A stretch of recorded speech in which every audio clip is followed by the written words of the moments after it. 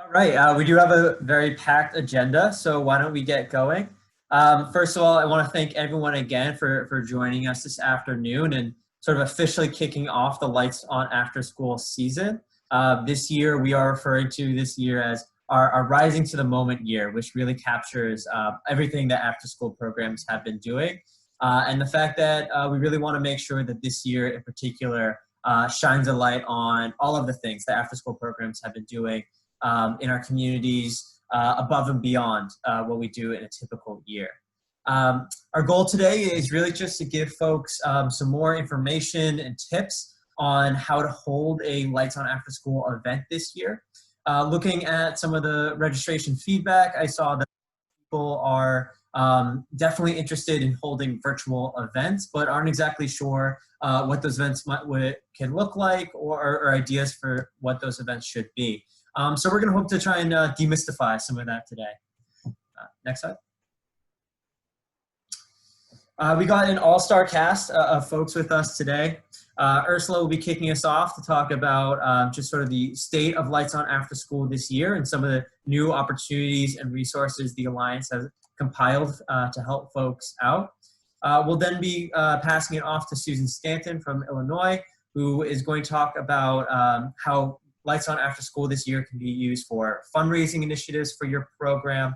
We're then going to pass it to Mark from Missouri, who is going to be talking about lighting up a landmark, the success they've had there, and how you might be able to replicate this in your community. We'll then be going to Ayana Melvin from Rhode Island, who has been doing a lot of great work engaging youth from around the state, and are going to be showcasing that for their event. And then Rachel from Vox ATL will be closing us out with some more advice on how to meaningfully engage youth at all levels of the planning stages. And with that, I can pass it to Ursula. Hi, everybody. Thanks so much for joining us today. I am so thrilled to be kicking off Lights On After School this year. Even though it's a very changed environment, it's still really important to celebrate all the work that you guys are doing. So Lights On After School is the nation's celebration of after-school programs, as I'm sure you have heard. On a typical year, you know, we have 1 million Americans at events looking at what after-school programs are doing with students and families. Last year, we had 10,000 events happen around the country. Billboards were up around the country. You know, more than 30 landmarks were lit for Lights On After School, from parks to bridges to community centers and skyscrapers. And we know this year is very different. So let me just put it out there that we are cognizant of the crisis that everyone is in, and we know that programs are challenged. But we really thought that it's still so important to celebrate what you're doing and to call attention to all the hard work after school programs and summer programs have been doing to support youth and families through the pandemic, and all that you're continuing to try and do now and into the future to support communities.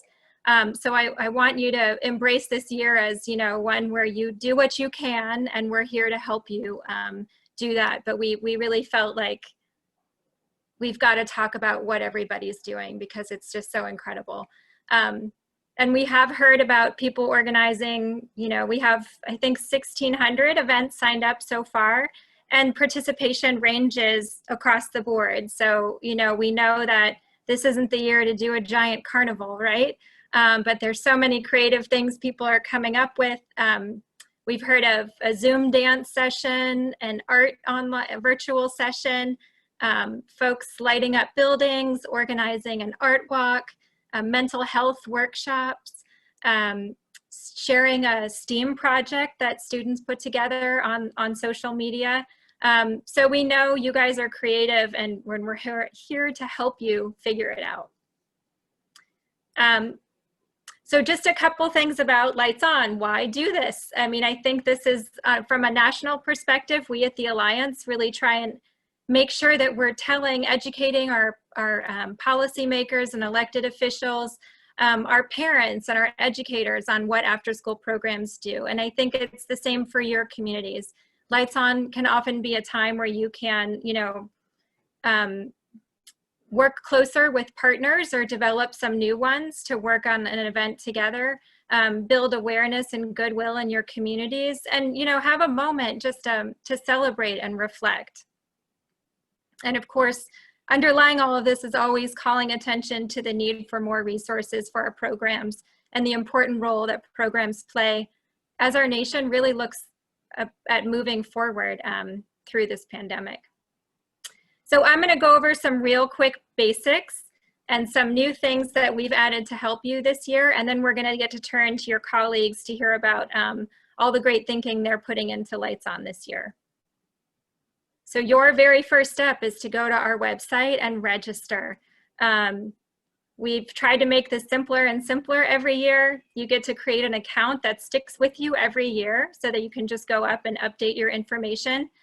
If you register, we do send you 10 posters. You might use them in different ways this year. It might mean putting them up in the windows of your facility or giving them to students to put in their windows at home or using them as yard signs. But you have to register to get those.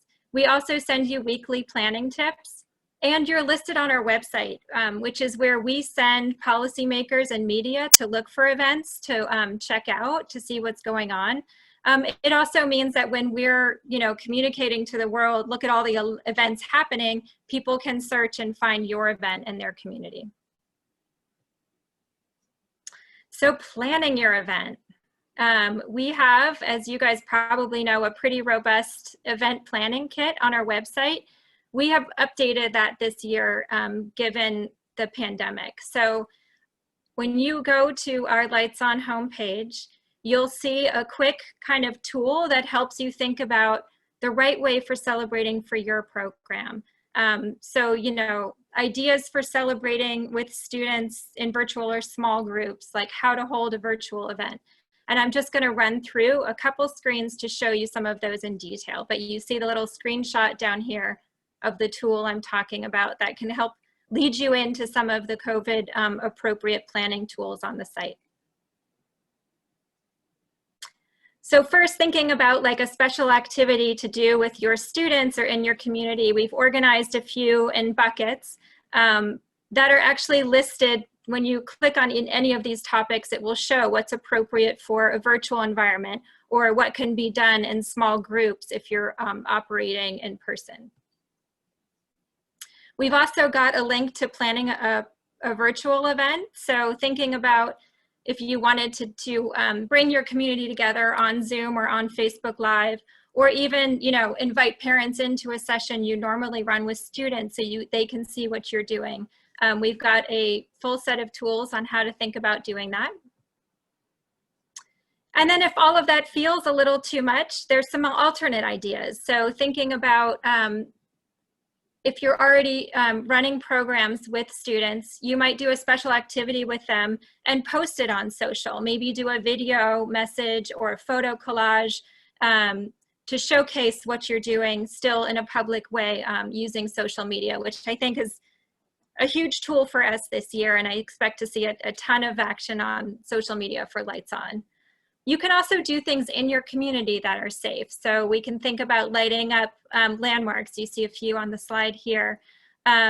Using the posters, like I mentioned, or having kids decorate the reproducible light bulb artwork, which has kind of been a hallmark of Lights On events for the past 20 years. You see the little image in the corner there. Many sites start with something just as simple as this, having students decorate that light bulb artwork and creating, posters or collages or some kind of public art installment with that. We've also heard great ideas around folks doing car parades, the art walk I mentioned earlier. And then we have social media tools. So again, trying to make the most of social. Our team has put together a really robust social media toolkit where you can just literally lift images and language for certain time periods in the lead up to Lights On. And last thoughts from my end, just thinking about policymakers, there's still ways to engage them. You can ask them to issue a proclamation on Lights On. That is a tool that's up on our site and is actually something that policymakers are usually pretty open to doing. you can invite them to your virtual event, or you can ask them to light up a landmark. You could always tag them in your social media posts to make sure they're seeing what you're doing. And then for folks who are deep in electioneering in your state, or not electioneering, but having many candidates visiting, you could always ask them about what they're planning to do to support after school. And lastly, it's time to celebrate. So once you've got your plans down, I mean, really, this is a day to kick back and reflect on the accomplishments of your program and see the action happening all around the country. And we also are putting together some special virtual activities the week of the 19th that you can participate in no matter your circumstances. So look out for some announcements around that. We will definitely be having a youth town hall, 6 p.m. Eastern time on October 22nd. And that is a wrap of my spiel on Lights On, and I will turn it over to Susan. Great, thank you so much, Ursula. And I'm gonna share my screen quickly for you all.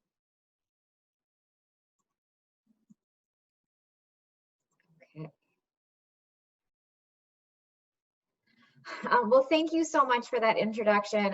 Again, my name is Susan Stanton. I am the network lead for the After School for Children and Teens Now Coalition in Illinois. We're the statewide after school network in Illinois. And I'm just going to share a little bit about how we've used Lights On as a fundraising opportunity in the past 2 years, if that's something to think about or that might be helpful for your program. So I thought I'd start off by just sharing kind of why we use Lights On as a time for fundraising. The first being that if this is a time of year in the after school space where we're all talking about the importance of after school is already on everyone's mind. So we find that it's a really great opportunity to also extend that into supporting after school organizations financially. It's a great time to celebrate your accomplishments regardless of whether or not you're fundraising. And so when we're fundraising, we also use that as an opportunity to kind of just share everything we have accomplished and been through in the past year. One of the other things that really led us to kind of push this forward was that our board wanted to kind of have a time of year where they gave annual contributions as well to kind of show their support for our organization. And so we use Lights On as an annual reminder for our boards to give as well too. I also find that it's somewhat helpful to get ahead of Giving Tuesday, which is in November, which lots of organizations participate in. And so this is a time of year where we're fundraising, but not necessarily a lot of other organizations in our space might be fundraising. That, and as an after school organization, you've probably been really helpful this time of year with back to school and supporting parents. And so it's a great opportunity to remind folks of your value, because when school started in September, they probably really needed your support. So those are just some of the reasons why we use Lights On as a great time to fundraise. In the past, we've used these kind of messages to try to capture our audience. So the first one is we'll share our accomplishments and we'll ask for their support to kind of help our wins continue to come. So for us as a network, sometimes that might be professional development wins or policy wins, but for after school programs, that might be, you know, some new service that you're now offering that you weren't offering before, or maybe the fact that you've been able to serve a certain number of students. So really helping to kind of show your value. We also sometimes use really specific messaging. So if, for example, one year we specifically reached out to people who read our newsletter consistently. So we'll look at, you know, who's consistently opening that, who's really bought into our organization. And then we'll reach out and say, if you're valuing our newsletter, which is free, we hope you'll support our organization. So thinking about what your huge value adds are for your organization. So maybe lots of folks particularly use your services for summer, and that's a huge aspect for your program. It might be good to kind of target some of your asks around people who really value that. We've also used data on impact in the past, thinking about how many programs we work with and how many youth they served. So for after school programs, thinking about how many youth you're serving, how many families' lives you're impacting are always really great ways to get your message out there about fundraising. And the other piece is we're always demonstrating our need, thinking about and relying always really heavily on After School Alliance's America After 3 p.m. Data to kind of show in our state how valuable after school is. But even on a local level, if there's certain things that your school district can point out to you, or any other local data you have that really shows the need for your community, you know, whether that's connecting youth to meals and showing hunger data, or whether it's participation numbers, we always find those to be really impactful as well. Skip a slide. So I want to also just share with you some of the strategies that we've used for fundraising outside of just the messaging. So one big piece is social media posts. We have not necessarily done Facebook fundraisers before because we are a fiscally sponsored organization and you have to be your own 501c3 to set those up. That is an option available if you are your own 501c3, but if you're not and you have a fiscal agent or a fiscal sponsor, that's something to think about. But we'll create social media posts about fundraising, and then we'll ask our staff and our leadership team, or you can ask your board to share those out as well. We tend to do annually an e-blast email appeal, and we try to personalize those, even if you're just personalizing the name of who you're sending it to through your email client. We'll send those out annually. And then we'll also do targeted emails to people who use certain resources. So for us, for example, that means, as I mentioned, reaching out to people who specifically read the newsletter, who have attended some of our free trainings, and just reminding people, you know, throughout the year, you were really valuing our work and you kept thanking us for this. Can we count on your support during this time? We also include it in the bottom of our newsletter and other emails that go out. And then last year, we even had a small fundraising event, which there probably won't be as many in-person events this time of year, but something to think about for the future. We did a pumpkin carving event for some of our partners at a local restaurant, and we had folks donate raffle prizes on the pumpkins, and then people carved their pumpkins and lit them up for Lights On After School. And that was just a nice community building event that we did. So I'm going to share with you some of our sample social media posts that we've created throughout the years in case any of these graphics help generate some ideas for you all or things that you might want to use. So this is one that was specifically around our event for last year that we did, our pumpkin carving happy hour. But then also just want to highlight in here some of the language we use around why we're celebrating and highlighting Lights On After School, and what the money raised would go to. And so those are definitely some key things that we've included in our messaging in the past about fundraising events. This was a sample social media post that we used in 2018 where we were really trying to define the importance of our work a little bit more. So that was the big push for this year. So we talked about, you know, why after school programs were important, what our role is in this space, and then why people should support themselves. The thing I think we learned with this, and for those of you who are way deeper into social media than I am, one of the things you definitely have to be careful with in Facebook is if you have too much text in your graphic, sometimes Facebook doesn't promote that graphic as much. And so that's something we've definitely been mindful about since then. But these are definitely good messages we found really resonated with folks.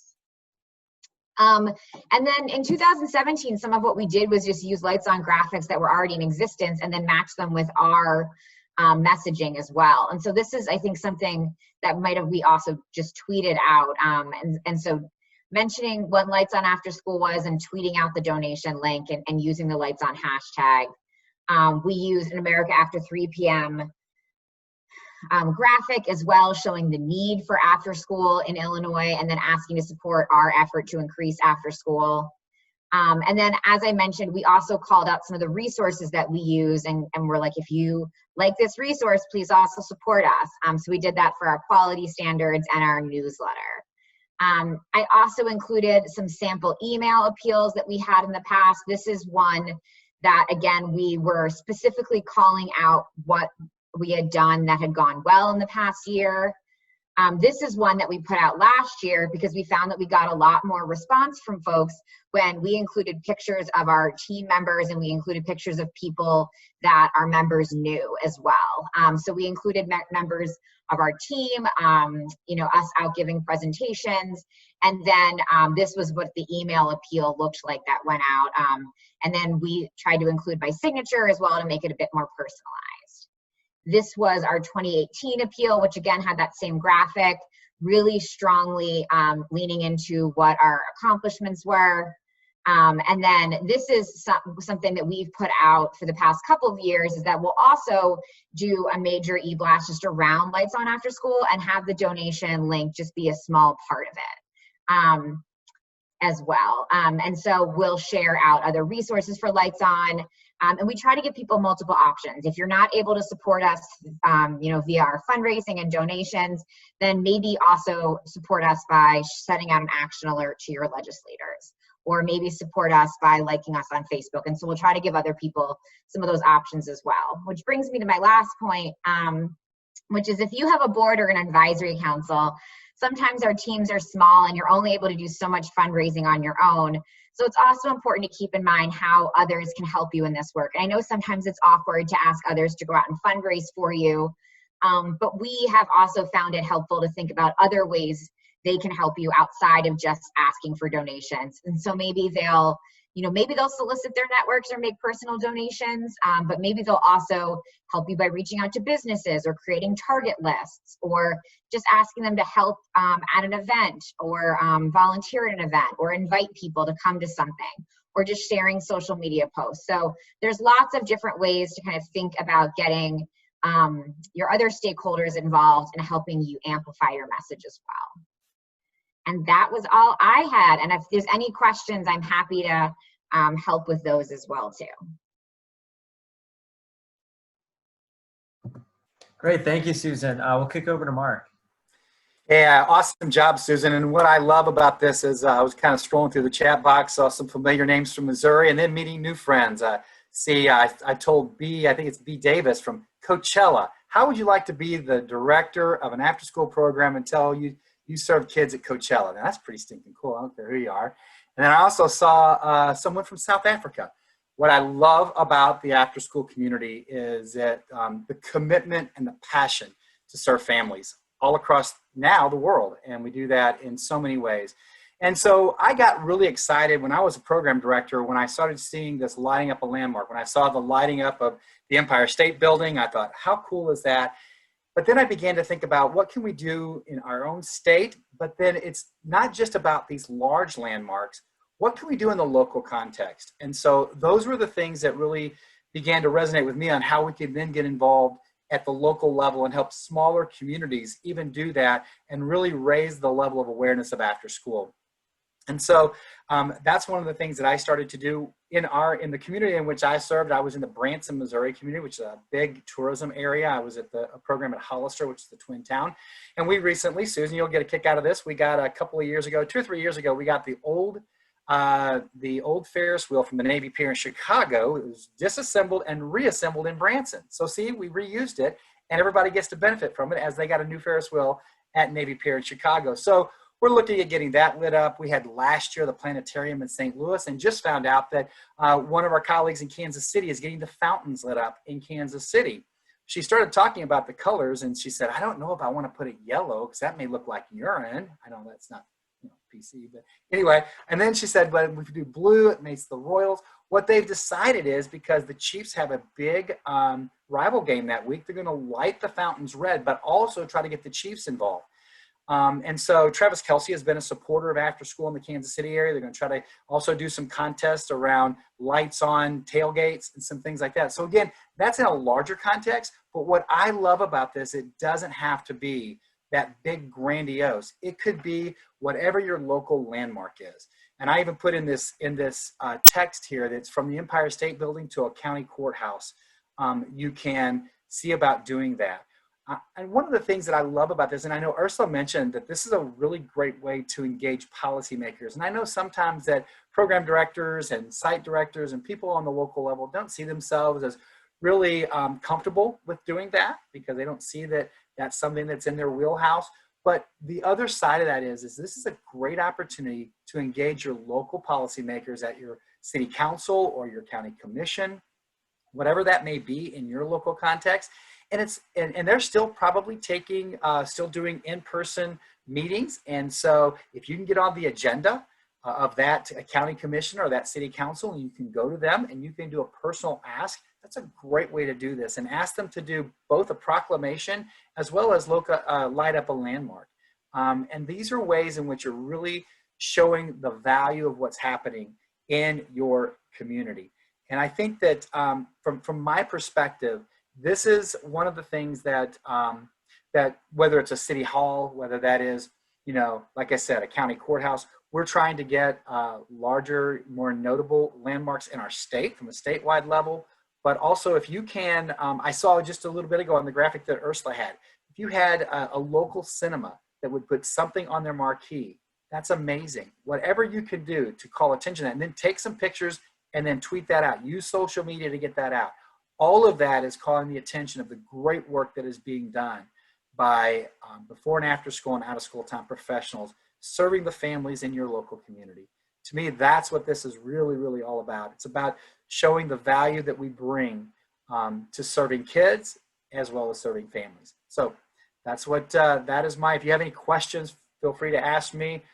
Be glad to help and just kind of share some of the things that we've done. But I'm looking forward to seeing a lot of unique ways in which we're going to light up a landmark this year for the 21st anniversary of Lights On Afterschool. Great, thank you so much, Mark. And again, I just want to call attention to this slide here. This is some template language that Mark provided us, really just to help other folks make the ask in their own community. And with that, I want to pass it over to Ayana to tell us about the great work that they're doing to engage youth in Rhode Island. Hello, everyone. Thank you all for attending today and learning about my favorite day of the year, Lights On Afterschool.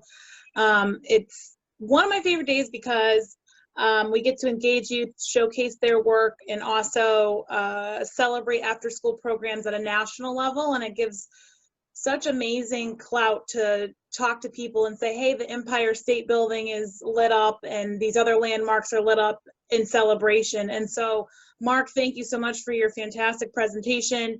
You definitely gave me some ideas as we've sat here and planned together for this webinar today. And excitingly, we just got told that our State House is going to be lit up for Lights On After School for a week, which is beyond what we thought, beyond our ask. So we're very excited about that, along with a local bridge. So happy that Mark encouraged that work, and my Lights On After School planning committee for the network is super excited to have that happen this year.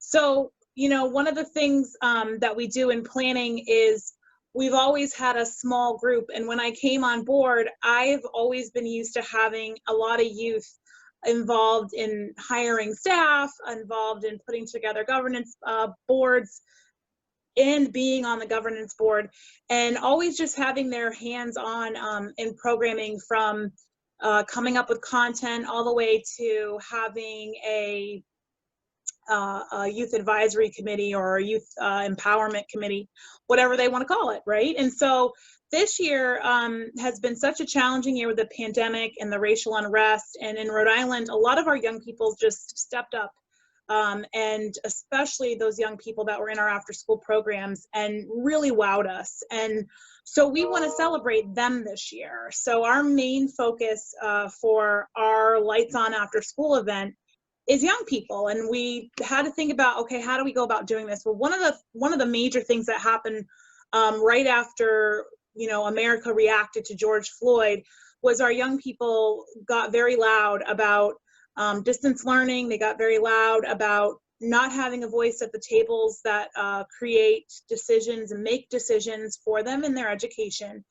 And so my programs and me said, well, wait a minute, we haven't really talked to young people in a way where we can hear from them. And so we created a series called the Rhode Island After School Network Youth Town Halls.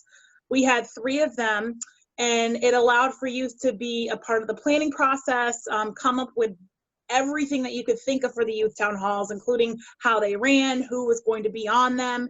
And our youth even came up with a youth survey that's now been disseminated statewide, asking youth how they feel about distance learning, all the way to summer planning, all the way to after school in the fall. And so truly just hearing from young people consistently since May. And people are continually sharing that survey out, and we're still hearing from it. And so with all of that, we said, okay, Lights On After School this year, we need to focus on youth. And we need to do it in a way that we've never done it before.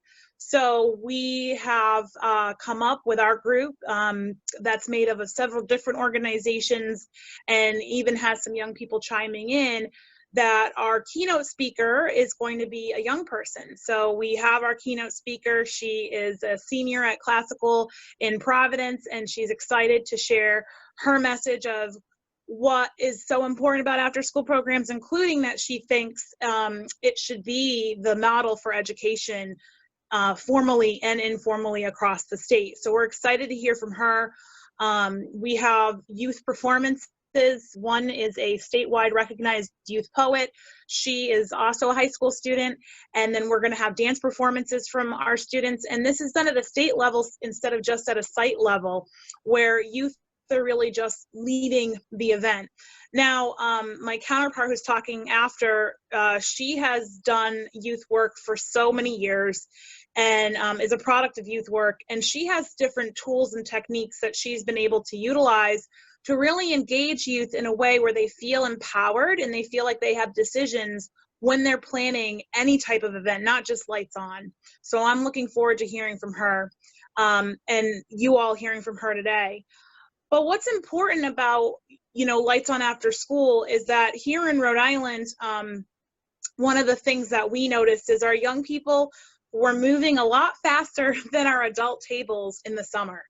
And especially around trying to be heard more when it came to some of the things that were happening this summer around the racial unrest. And so proudly, we had youth-led organizations that put together the largest protest in Rhode Island ever, with over 10,000 people in attendance, all socially distanced, all wearing masks, all being safe. And then there was another protest right after that, a peaceful protest by strictly youth-led organization called Gen Z, We Want to Live, that has now gone national. They started June 1st, and they are now in other states. And so we look at all this work and we were like, we have to talk about this at our Lights On After School event. And all of the young people that I have interacted with over the summer that were a part of these demonstrations and a part of this work, all are products of out-of-school time programs. They were all in summer programs, they're all in after-school programs, and all of them attributed the power that after-school gives to them to being able to lift up their voices and move in a positive way and in positive direction. So we're so excited this year to have them a part of our program in a way that's a little bit more engaging than we've seen in years past. In years past, it's very ceremonial, and although we're not completely ditching the ceremony part, we wanted to make sure that if it's going to have that formal feel, that youth are at the center making the decision on how that should work. And so now, we have our event October 22nd. We are excited to have it in the evening this year for the first time. It's been a breakfast in Rhode Island for years, and the young people all said that it would be better in the evening. So even down to when it is, when it's going to happen, the hours that it's going to happen came down to young people. They said that 5:30 to 7:30 was when they could be engaged in the evening time. And so really those types of decisions, we asked and put those into young people's hands. One of the greatest things that I love hearing is that young people can be used as thought partners. They can be used as colleagues while you're planning these types of events, especially since it's centered around work that we do with them. And so I always think that after school programs work with youth. Us as informal educators have been great at working with young people and engaging them in planning, engaging them in the process, and that's what makes us so strong. And so really, when you're thinking about this and how your young people can be involved, think about it down to just where it is and how your young people can really drive the work around even your social media campaign. They can be doing so much that you might not feel confident in, or you're not sure who's going to show up where. The one thing that I'll say, and then I'm done with my presentation, is we were so nervous about how to have the event this year, and all the young people stepped up and said they would prefer it being virtual. And so we're using a new virtual platform called Remo, and it's a conference type setup, and the young people loved it. They used it for their own conference that they ran at the end of August, and they're going to have another fundraiser on October 15th, and they're excited again to use it for the Lights On After School event. And one of the ways that the young people have stepped up is they've volunteered to help our adults get more comfortable with the platform before Lights On After School. And so really, they're just so involved and so engaged and help out on so many levels where you might not think of those things because you're caught up in some of the other planning. So I encourage all of you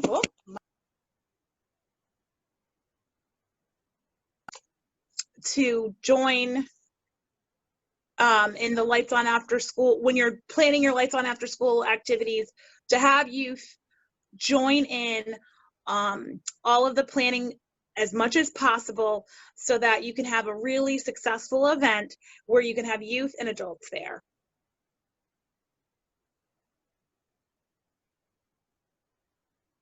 All right, thank you so much. And Rachel, you can tell us more about how to engage youth in these events. Yeah, I so appreciate hearing you, Ayana, use that language about working with, in partnership with young people, like we would any other stakeholder group, in order to plan a successful event. So thank you so much for lifting up that language. Hi, y'all. I'm Rachel Alterman-Wallach, and I work with teens and adults at Vox ATL in Atlanta. I also have the pleasure of serving on the leadership team for the Georgia State After School Network. And we at Vox have been partnering with GSAN for the last 6 years in hosting Lights On After School event that is planned and co-hosted by young people. This year, our event is designed to model our virtual programming, to connect people who care about youth with youth, and to showcase some of the work that young people are doing in our organization, including our annual regional survey that supports young people in speaking up about how they spend time during out-of-school time, how they best communicate, where they feel valued, and what they need. So Ayana talked a little bit about and implored us to connect with young people and work together to host an event. I'm going to share a little bit of a framework about how we make that come alive in our region. So the first thing that I'll share out is this protocol that you probably have used a million times in any of your work, which is this framework of thinking about what, so what, and now what in terms of a planning process. So what event are we going to have? Like Ayana said, is it going to be at during after school hours? Is it going to be a breakfast? Is it going to be a dance off? Is it going to be a light up event like Mark talked about? We involve our main stakeholders in answering the question, what should we offer? For whom, where, when, how? And then we really get very quickly into this so what. It's integral to the event that you're going to offer to think about what difference do we want to make by hosting this event. We heard some really compelling reasons from Susan, for example, about why a fundraiser as part of Lights On. So what difference for your organization, your region, the field as a whole do you want to make as a result of having this event? And then now what? So thinking backwards from October 22nd, what do we need to do to put this event into place?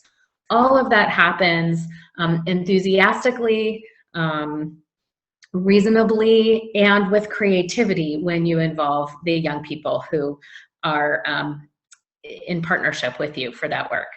Chandler, go ahead and switch to the next slide. Thank you. So what does it look like to engage young people specifically in that protocol or any other planning protocol? First of all, it starts pre-planning, before you're even planning your event. Some of my colleagues like to call this planning to plan. We would call it just meaningful engagement on an ongoing basis. It is much more reasonable to invite authentic, meaningful youth voice if it's not the first time you're asking them for their opinion on something. If it is, don't worry, that you can still use this framework, and you can use opportunities like creating ground rules. You see an image there of the creation of norms or agreements about how we're going to work together for the year, even in a virtual setting. So that pre-planning is like setting the rules of engagement. How do we show up with each other on a regular basis? Planning itself, we like to say engage your stakeholders early and often.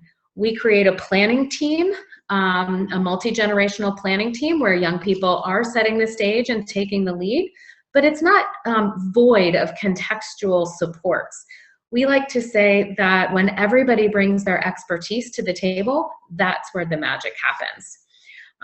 Stakeholders, other ways to involve stakeholders can be connecting young people with your board, with key volunteers, maybe some parents or alumni of your program, community partners, anybody who you really want to engage in the event itself as audience members or participants.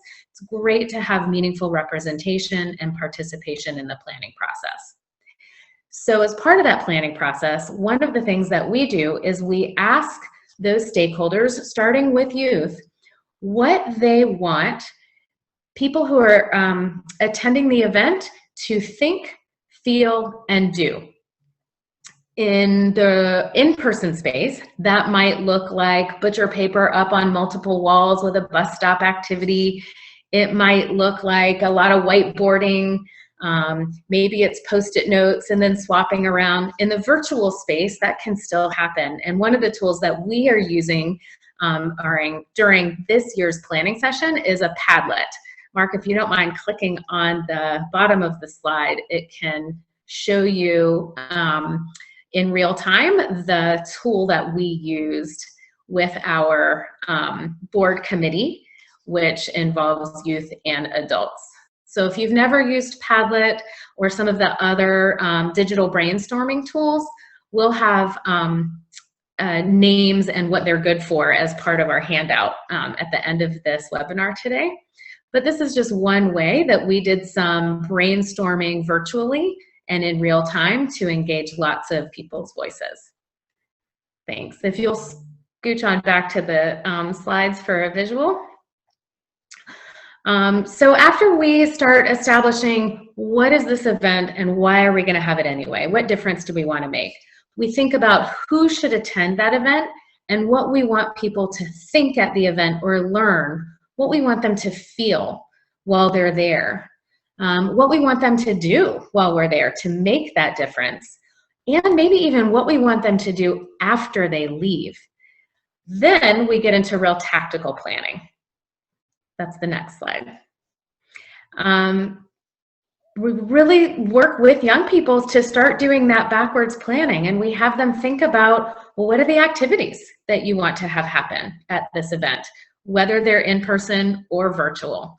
We hold multiple planning meetings where young people brainstorm the activities, they set forth the agenda, they time it all out, and then they also brainstorm the meaningful roles that they would like to take at the event, whether it's the behind the scenes production and screen sharing like Chandler's doing right now, whether it's an MC, maybe it's a DJ, maybe it's somebody who's monitoring the chat and making sure that all of the questions get answered. Everybody can take meaningful roles before, during, and after the event. We do host a prep session, and we do a run-through of the whole thing, just like we would at our adult ages. The name of the experience is really just making sure that people feel excited and prepared and then comfortable hosting in real time. Last but not least, the final step of bringing it all to life is we're not done just because the event has happened. Yep, you were right, Chandler. Go ahead for the next slide. Thank you. We want to make sure after the event, we make time to include young people's voices still in the debrief. What worked well? That could look like a round of glows and grows. It could look like a what I liked or what I wonder, thinking about the future and future events. It might be a round of appreciations. We all know how good we feel leaving an experience when we have been seen and heard and appreciated for our work. And then that also helps us plan and involve youth voice meaningfully for the next event, next time we host something, and it continues our own learning and our own evolution as event planners, as teammates, and as influencers in the field through Lights On After School. If this feels a little new, you might be wondering, what if, Rachel, you said I need to start early and involve young people's voices early and often, but our event is exactly a month away. What if I haven't started yet? That's okay. Just think about how you can meaningfully either partner with another organization that already has a norm of involving young people's voices meaningfully in their work, or invite some young people who are connected to your work to begin influencing your event within the framework that you've already established. Making sure that expectations are communicated very clearly. Young people are brilliant collaborators within the communicated confines of what's available. I liken it to like a sandbox or even a Gaga pit, for anybody who's played the game of Gaga.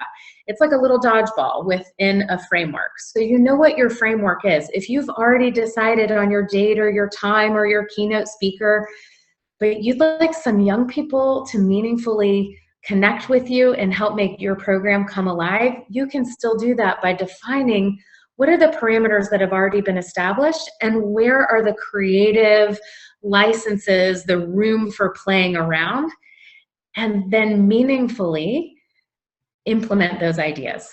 Whatever you can't implement, just communicate as to why, but making sure that young people know that their voices are honored by influencing and actually being implemented now and in the future.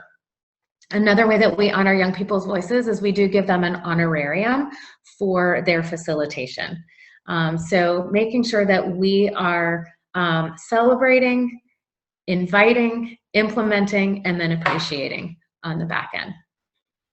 I am sure that all of your events are going to be exciting, and we are going to, Susan talked about it's her favorite day.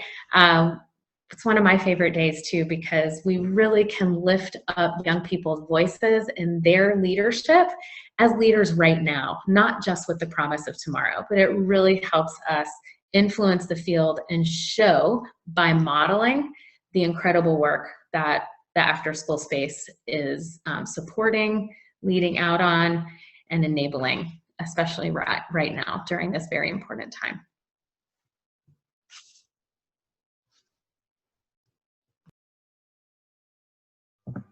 Thank you so much, Rachel. Really appreciate it, and from all of our panelists.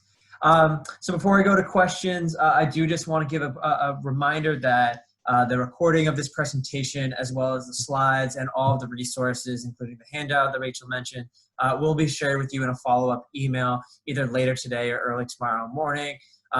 But ultimately, if you are ever lost and not sure what to do in order to plan your Lights On After School event, please visit our Lights On After School homepage, and we have a lot of resources there embedded in one another, and just great places to start no matter where you are in the planning process. So highly encourage you all to go there. If you do have questions right now for our panelists, I encourage you to please use the question and answer function at the bottom of your screen. And I can answer the one that we have already in there. So this is a great question from Felicia, that if you have 2 different dates, or if you're not able to do something on exactly October 22nd, can you still count it as a Lights On After School event? And the answer is 110% yes, you can. We kind of think of Lights On After School as not just a day, but like an entire season. So really anytime in the fall, I don't even want to put parameters on like October 1st to October 31st, anything in October, early November, anything that you're having in terms of bringing in family members or having an activity with family members or community members bringing in or students. Feel free to just count that as a Lights On After School event. And on the 22nd, you can still find a way to engage with us and make that and still be a part of that day and that sort of national conversation around Lights On After School. If you're having it before the 22nd, grab screenshots and pictures and post those to social media on the 22nd. Join our town hall or just post a light bulb challenge photo. There's still a lot of ways to engage with us on the 22nd and be part of that big national conversation, but still having your own event given the timeline and time frame and what you have going on as well. All right, I'm gonna leave another few minutes for questions. If you do have any, feel free to drop them into the Q&A.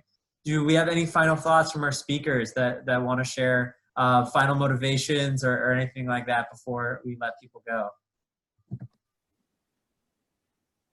I'll repeat something because I'm not sure I mentioned it before, so forgive me. My mind's not so quick these days. I did want to say that you may be seeing in your communities digital billboards with positive after school messages. So those will be actually run by Clear Channel throughout the whole month of October. So those should be coming to your community soon. And I would also want to say, typically I say this and I kind of slipped my mind, there are lots of ways to continue to promote Lights On, and one of those is if you're in a community where local radio is still a big deal with drive time in the morning, you have local morning radio shows, go ahead and start getting on those and talk and share about your program. And specifically now is really, really important because of the role that after school, before and after school and out of school time programs have played in supporting communities during the pandemic. I mean, they have gone above and beyond so many amazing stories of what the staff have done to support the schools and to support the families during this time. And it's a great way to really call that attention. And then you can also put the plug in for the fact that you're going to light up your local landmark.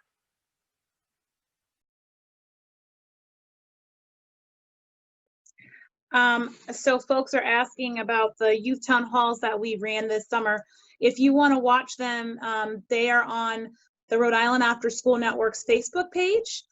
You can go there and click on our video section and watch all the different town halls. There were 3. And then there are some other videos on there of programs just talking about what they did this summer so you can hear from everybody. And I just want to say also that, before I worked for the statewide network, I was a program director, and I've been a site coordinator, and I've been a frontline worker with just running an activity. And I've always celebrated Lights On After School. So it doesn't have to be massive. It can be something that you can manage on your own with just your group of kids or just at your site. And I've always been able to invite people that sometimes you might not think of. So I've invited, local representatives or a principal or teachers that aren't necessarily knowledgeable about the after school program, and maybe they want to get more information, or maybe this is an opportunity to show off what the young people are doing.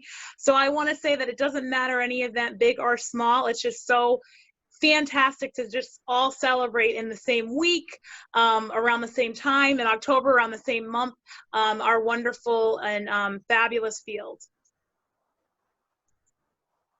Along those lines, Ayanna, I wanted to lift up something that Mark had said about lighting up a landmark. It doesn't have to be grandiose. The same is true for meaningful involvement of your stakeholders, especially your young people. If you haven't done a regional survey yet, or you don't know exactly where to start, or you can't pull off an entirely youth-hosted event in 4 weeks, it's okay. It doesn't have to be grandiose. It just has to be meaningful. So just start somewhere and know that as the teens of Vox like to lift up in our ground rules, they have the the high school musical rule, which is a way that they remind themselves that they're sort of all in this together. Knowing that we're in it with all of you makes me feel much more comfortable, excited about doing something in the digital space this year, and meaningful that we're all part of something a little bit larger than just our own work.